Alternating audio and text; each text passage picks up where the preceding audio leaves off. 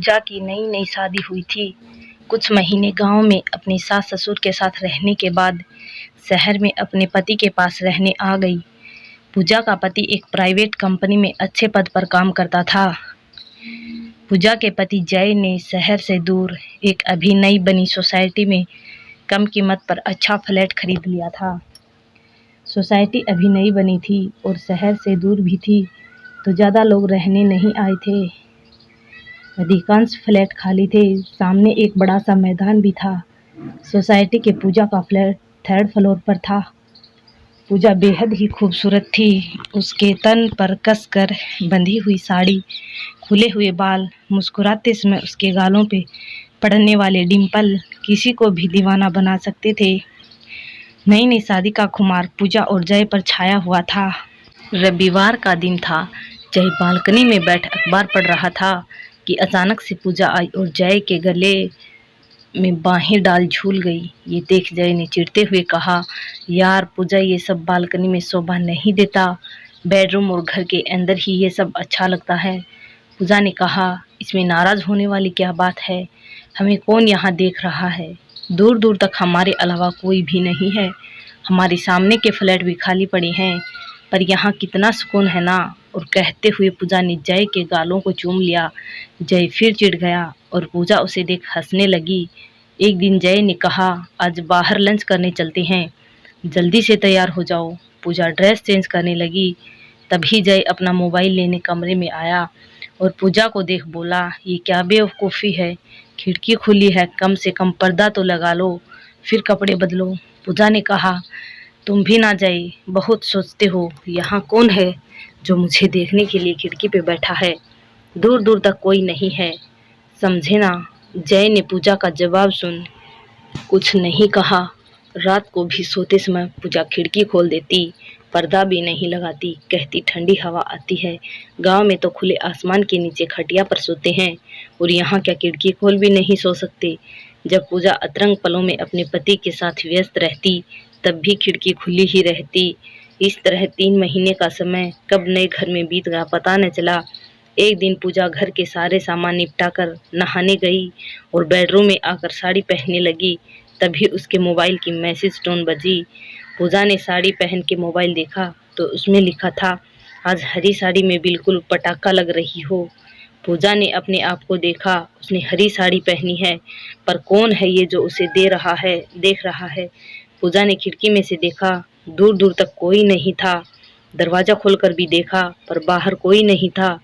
पूजा ने सोचा, ये जरूर जय की शरारत होगी उसे डराने के लिए, क्योंकि जय ने ऑफिस जाने से पहले बेड पर हरी साड़ी रखी देखी थी। इस कारण मुझे डराने के लिए अपने किसी दोस्त के मोबाइल से मैसेज किया होगा, पर मैं डरने वालों में से नहीं हूँ। जय मैं ऐसा दिखाऊंगी जैसे मुझे कोई फर्क ही नहीं पड़ा। जय घर आया तो पूजा ने उसे एक मैसेज के बारे में कुछ नहीं कहा। अगले दिन जय के ऑफिस जाने के बाद पूजा घर के काम में लगी हुई थी। फिर मैसेज टोन बजी। इस बार एक एस था। पूजा ने मन ही मन मुस्कुराई, अब क्या भेज दिया जय ने। पूजा ने फोन अनलॉक किया, देखा तो एस थी, जिसमें पूजा जय को किस कर रही थी। पूजा का गुस्सा 7वें आसमान पर था। पूजा बड़बड़ाई, ये क्या, जय पागल हो गया है क्या? ऐसा एस वो भी अपने दोस्त के फोन से कोई भेजता है, और ऐसा वीडियो बनाने की क्या जरूरत आने पड़ी। पूजा ने गुस्से में जय को फोन करना चाहा, पर वैसे ही एक मैसेज और आया जिसमें लिखा था, मजा आया ना? नहीं पूजा जी, आपको, वैसे आप बहुत खूबसूरत हैं, आपके पति को तो मजा ही आ जाता होगा। आपके साथ ऐसे और 2 वीडियो भेजता हूँ, मजा लीजिए। अगले 2 वीडियो देख पूजा के होश उड़ गए थे। जय और उसके अतरंग पलों के वीडियो थे। पूजा सोचने लगी, जरूर किसी ने फेक वीडियो बनाया है। पर फिर वीडियो को ध्यान से देखा, टेबल दिख रही, पलंग भी उसका है, यहाँ तक चादर भी, तो कोई इतना सब फेक कैसे बना सकता है। पूजा पसीना पसीना हो गई थी कि तभी अगला मैसेज आया, उम्मीद करता हूँ वीडियो आपको पसंद आया होगा भाभी जी। ऐसे और भी वीडियो हैं मेरे पास आपके, यदि आप चाहें तो मैं उन्हें डिलीट भी कर सकता हूँ, पर उसके लिए आपको कीमत चुकानी पड़ेगी। उसके बाद कोई मैसेज नहीं आया। पूजा ने कांपते हाथों से मैसेज कर पूछा, कैसी कीमत, तुम हो कौन? उधर से जवाब आया, मैं कौन हूँ तुम्हें पता चल जाएगा, पर तुम्हारी खूबसूरती का मैं दीवाना हो गया हूँ। और भाभी जी, मुझे रात का मज़ा दे दीजिए, जैसा आप अपने पति को देती हैं, यही चाहत है मेरी। और हाँ, यदि किसी को यहाँ या पुलिस के पास गई तो ये वीडियो मैं सोशल मीडिया पर डाल दूँगा, फिर तो आप रातों रात फेमस हो जाएंगी। भाभी जी, कल बात बताता हूँ कहाँ और किस समय आना है। जब तक के लिए वीडियो का मज़ा लें। पूजा का दिमाग काम करना बंद कर गया था। जय को ये सब बताए या नहीं, कुछ समझ नहीं आ रहा था। जय रात को घर आया, पूजा का उतरा हुआ मुंह देख बोला, क्या हुआ? पूजा ने तबीयत ठीक नहीं होने का बहाना बना दिया। सारी रात पूजा सो ना सकी।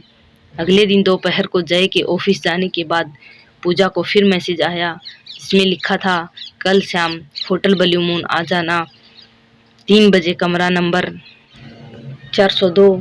पूजा ने उसके जवाब में लिखा, मैं आ तो जाऊंगी, पर मैं एक बात कहूँ, मैं अपने पति के साथ खुश और संतुष्ट नहीं हूँ। मैं अपनी प्यास बुझाने के लिए खुद एक जवान मर्द ढूंढ रही हूँ, और देखो प्यासे को कुआं मिल गया। क्या तुम मुझे खुश कर सकते हो? बहुत देर तक कोई जवाब नहीं आया। फिर पूजा के मोबाइल की मैसेज अलर्ट टोन बजी, जिसमें लिखा था, हाँ मैं तुम्हें जन्नत का मजा दूंगा मेरी जान, पर ये कोई चालाकी तो नहीं है तुम्हारी? होशियार बनी तो अंजाम पता है ना। पूजा ने मैसेज का जवाब दिया, ये कोई चालाकी नहीं है, मैं सच कह रही हूँ, और मैं नहीं चाहती हम होटल में मिलें। 2 दिन बाद मेरे पति काम से शहर से बाहर जा रहे हैं, पूरे 3 दिन के लिए। तो क्या तुम 3 दिन मेरे साथ बिताओगे? फिर बहुत देर तक उधर से जवाब नहीं आया। फिर मैसेज टोन बजी। पूजा ने मैसेज पढ़ा, ये तो बहुत अच्छी बात है, मुझे तुम्हारे घर आने में कोई समस्या नहीं है, पर मेरी नज़रें हर समय तुम पर हैं, ये बात ध्यान रखना। जरा सी चालाकी भारी पड़ सकती है। पूजा ने कहा, ठीक है, तो 2 दिन बाद मेरे पति के जाने के बाद मैं तुम्हें मैसेज करूंगी। उधर से मैसेज आया, ठीक है, मुझे इंतज़ार रहेगा। 2 दिन बीत गए।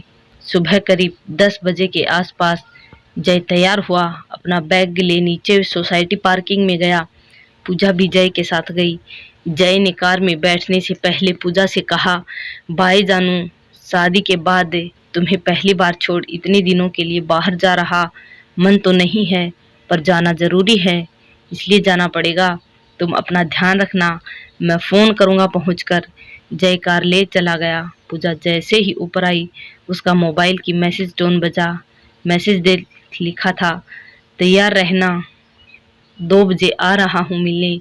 पूजा को बेसब्री से इंतजार था। 2 बज गए पर कोई नहीं आया। पूजा को लगा उसे बेवकूफ़ बना दिया किसी ने। फिर करीब 2 बजे दरवाजे की घंटी बजी। पूजा ने दरवाज़ा खोला। सामने करीब 22-23 साल का एक लड़का खड़ा था। पूजा को देख बोला, और कैसी हो? पूजा ने कहा, तुम वो मैसेज? उस लड़के ने हाँ में सर हिलाया। फिर पूजा ने उसे अंदर आने को कहा। वो सोफे पर आकर बैठ गया। पूजा को देख बोला, तुम बेहद खूबसूरत लग रही हो ऑरेंज साड़ी में। पूजा ने भी कहा, मुझे लगा था कोई भद्दा काला मोटा ब्लैकमेलर होगा, पर तुम तो बेहद स्मार्ट हो। देखो, मुझे वैसे भी एक स्मार्ट जवान लड़के की तलाश थी। मैं अपने पति से ना खुश हूँ, ना ही संतुष्ट हूँ, और तुम मिल गए। पर इस संबंध को आगे बढ़ाने से पहले हमें एक दूसरे को जानना होगा। मेरा नाम तो तुम जानते हो, मेरे पति का नाम भी जानते हो, और क्या जानना चाहते हो उससे?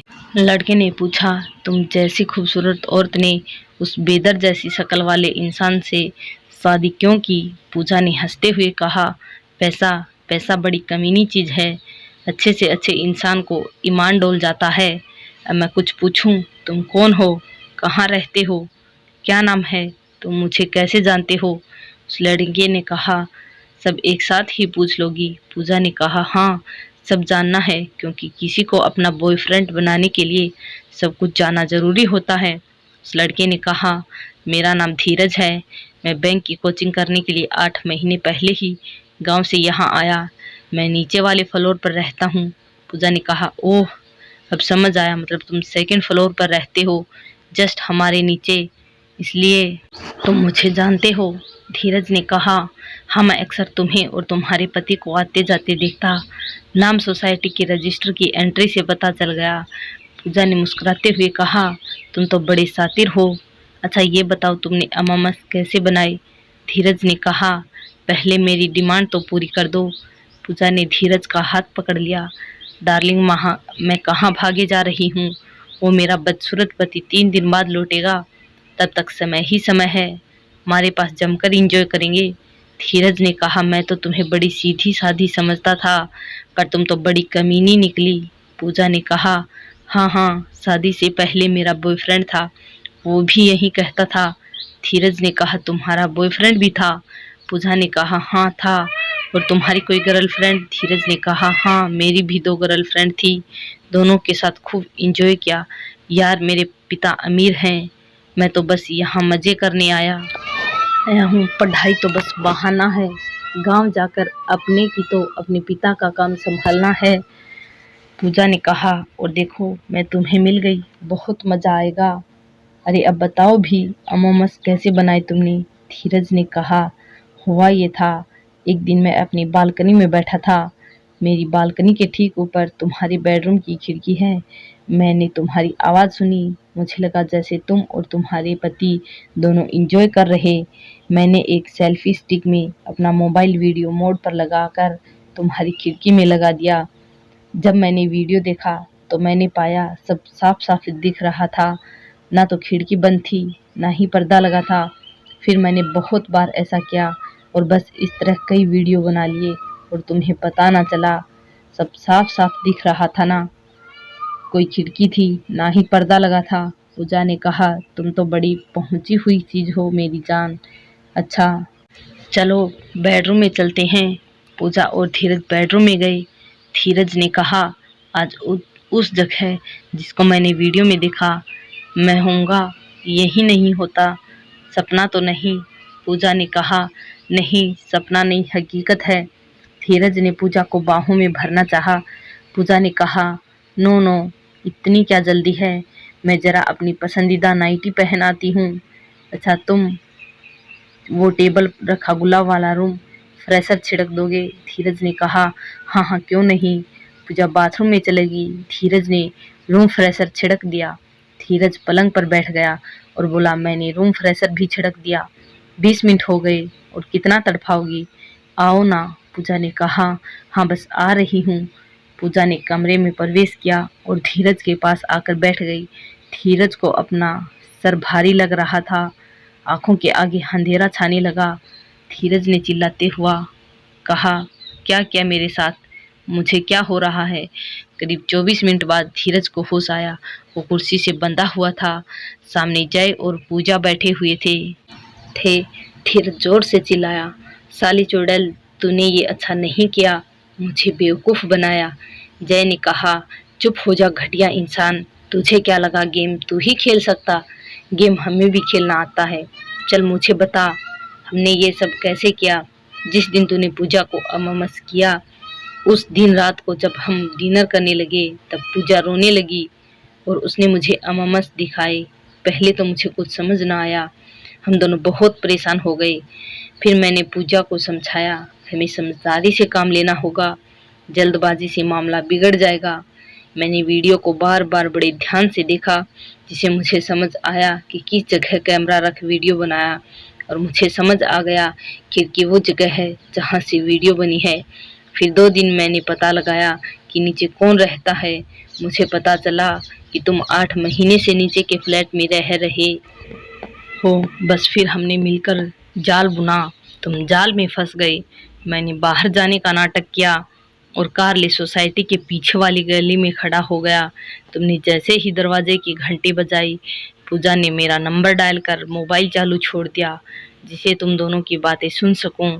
और जो तुमने गुलाब का रूम फ्रेशर छिड़का था, वो बेहोशी की दवा थी। पूजा ने एक जोरदार तमाचा देते हुए कहा, मैं अपने पति को कभी धोखा देने का सोच भी नहीं सकती। जय ने कहा, पुलिस अभी आती ही होगी, और तुमने जो भी पूजा को बताया वो सब कमरे में हमने रिकॉर्ड कर लिया है, सबूत के तौर पर। धीरज ने कहा, तुम्हें तो मैं देख लूँगा। कुछ देर में पुलिस आ गई, धीरज को ले गए। पूजा नम आंखों से जय के सीने से लग गई। जय ने कहा, पूजा प्लीज अब से लापरवाही नहीं की, कौन है आसपास, मुझे कौन देखेगा? खिड़की बंद कर, पर्दे लगाकर ड्रेस चेंज करो और बाहर बालकनी में भी अब से तमीज़ से पेश आना। बेडरूम की हरकतें बेडरूम में ही अच्छी लगती हैं, बाहर नहीं। और हाँ, सावधानी घर में ही नहीं बाहर भी रखनी चाहिए, जैसे trial room, public toilet, hotel. समझी, जरा सी लापरवाही मुसीबत में डाल सकती है। पूजा ने कहा, सॉरी, ये सब मेरी लापरवाही के कारण हुआ, पर अब मैं ध्यान रखूंगी। जय ने कहा, ठीक है, और बोला, अच्छा तो मैं बदसूरत हूँ? पूजा ने कहा, अरे नहीं, वो तो उस बेवकूफ़ को जाल में फंसाने के लिए जो उस समय समझ आया बोल दिया। जय पूजा को छेड़ने लगा और हंसने की आवाज़ से बेडरूम गूंजने लगा, पर इस बार खिड़की बंद थी और पर्दे लगे हुए थे। पूजा खुश थी कि जय ने गुस्सा या डर से काम ना ले, समझदारी से काम लिया। और जय भी खुश था कि पूजा ने उससे अपनी गलती ना छिपाकर उसे सब कुछ बताया। धन्यवाद दोस्तों, वीडियो पसंद आई हो तो लाइक करें, चैनल को सब्सक्राइब करें।